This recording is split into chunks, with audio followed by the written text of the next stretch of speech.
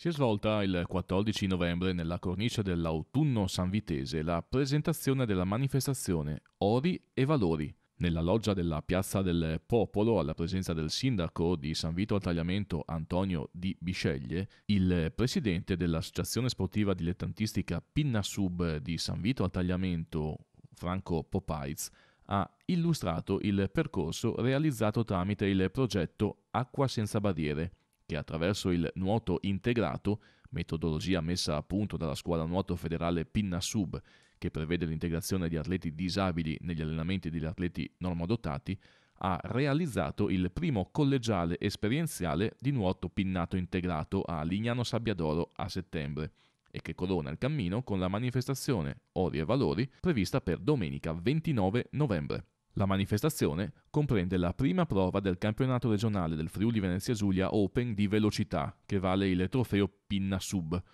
Soprattutto ci sarà anche il quarto campionato italiano nuoto pinnato per disabili fisici, intellettivi, relazionali. Non a caso, le due gare sono incastonate proprio per garantire l'integrazione tra gli atleti. Inoltre, è stato presentato da Davide Franceschetti, già campione italiano di nuoto pinnato, la raccolta fondi Fai crescere un campione.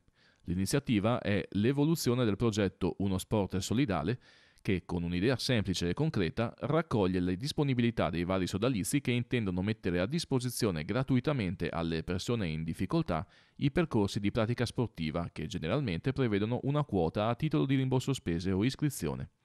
Il progetto, grazie alla collaborazione del Comitato D, ha avuto un buon esito nella fase sperimentale, ma può sicuramente essere maggiormente potenziato. Visto l'ottimo successo della scorsa edizione, ha raccolto ben 1.458 euro, che ha permesso la sponsorizzazione delle spese per l'attività agonistica annuale a 2 atleti disabili, e vassa anche l'acquisto di materiale didattico natatorio per l'associazione La Nostra Famiglia. Nel pomeriggio del 29 novembre, inoltre, nel cuore della festa, dalle ore 14.30 l'accesso a offerta libera sostenendo il progetto Fai crescere un campione alla vasca benessere con prove gratuite di hockey sub, mini sub, monopinna in collaborazione con l'associazione Nel Blu, con il centro pordenonese Sommozzatori e la scuola di nuoto pinnato Pinna Sub.